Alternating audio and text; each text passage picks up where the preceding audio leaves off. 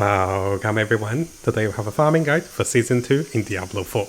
Looking behind me, you can see I have a variety of unique items, and I have some really rare ones like the Ring of Medellin. So here what I want to do is, you can see that currently I'm in a dungeon of tier 94 with my friend, Death, who is the carry. So what I want to do in this video is, let me show you guys over here. I have written some notes over here, and I want to go through different methods of farming in Season 2 for different unique items. At the second half of the video, we'll focus on farming for bosses with unique items, and what are the best boss and what are the best ways of getting your items that you needed. And finally, at the end of the video, we'll have a quick prediction on the Diablo drop rate, including 7 different unique items and 5 to 6 different uber unique items. And what is the best way of farming Diablo if you guys are up for this one. Now coming over to the first part, you guys might be wondering, hey man, how come you don't talk about farming for the unique boss first? Well, I kind of want to save the best to last, and also, this is a typo, also there are some unique items that might not be available from the bosses.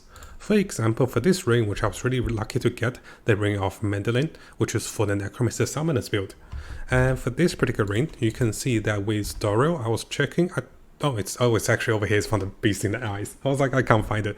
So there are some items you can get without doing the boss. I was like, oh, it's not there. Okay, back to the part. So what I wanted to do is, I want to give you guys a variety of methods for farming unique items, and I'll list what are the best methods I have discovered.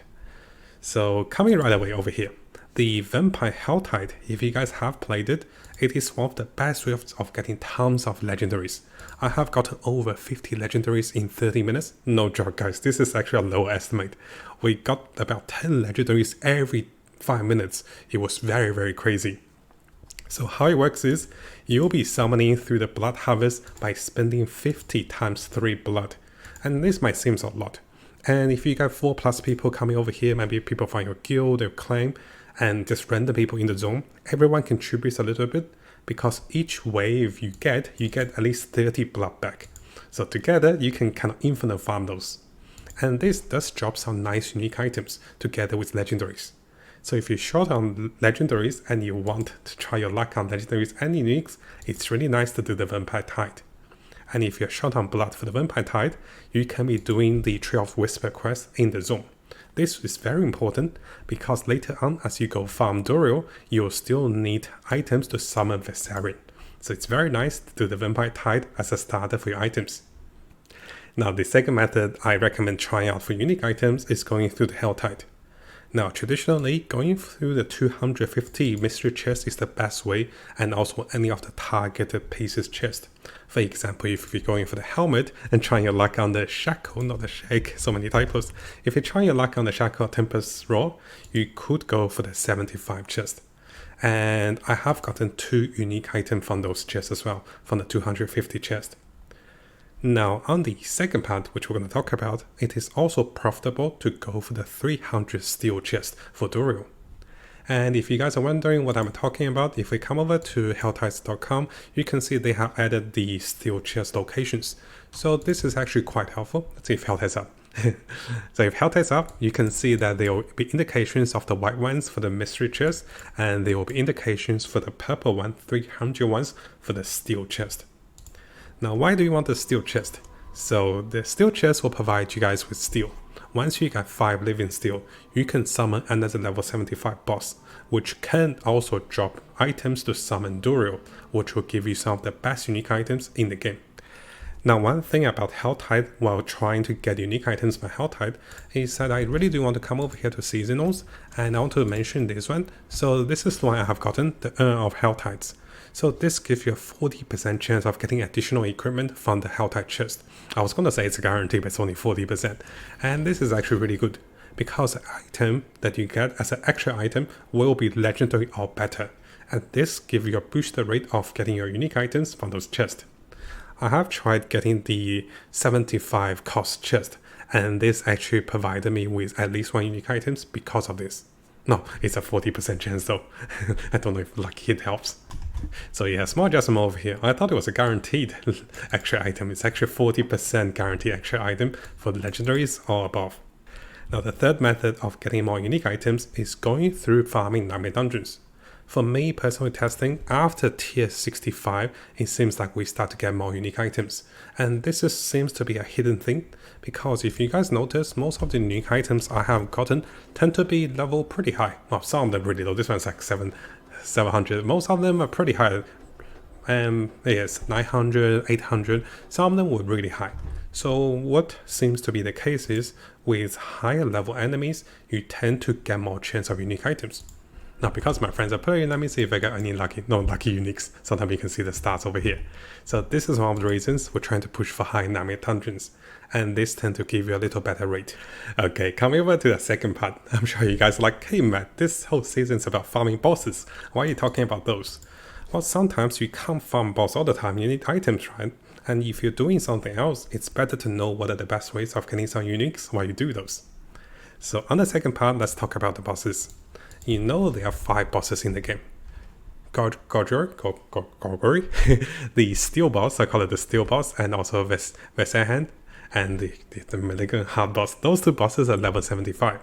Those 2 bosses will drop key items which allows you to farm Dorio. If you guys didn't know, to get the steel boss, you have to go for the steel chest in the Helltide, and it costs 300 each to give you 3 steel. You will need 5 steels to summon this boss, and this boss have a chance of dropping one of the Dorio summoning items. You need 2 of each of those items to be summoning for Dorio. Similarly, you can be collecting a lot of those other items from doing the world events, and also doing different part of the world events like whisper catchers. Yes, whisper catchers is a big thing. So most of them are coming from whisper catchers. So doing 12 whispers is really good for Vasen. And that boss will drop the X. So those level 275 boss is really good for 2 things. The first thing is they are good for the unique item to drop for your particular class. So if you're looking for different classes, this is quite important.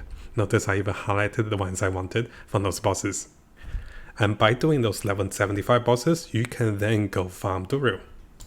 And just the example over here is Dorio, the king of maggots.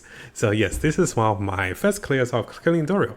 And what I was hoping for is uber unique items, of course, but the rate is not that high, right? So here is my first clear of killing Dorio, and I'll show you guys I was able to get a few legendaries and also unique items. There are 7 unique items for each class for Dorio, and it's very important to be getting some of those, because some of those are incredibly powerful. Now for my class in particular, the Black River, the Blood Moon, and also the Rain, the Shedget, is very good. I'm still trying to get my hands on some of those items. So one of the best ways of getting to Dorio is actually trying to farm the level 75 boss with Vasen and also Gorgory. That's steel boss. So yes, what you want to do is you want to be farming the boss in a party of 4 players. And this way you can be opening the 300 steel chairs while Helltide is up. Always prioritize on doing Helltide. After 1 hour, you should get at least 600 or 1200 for the steel chest.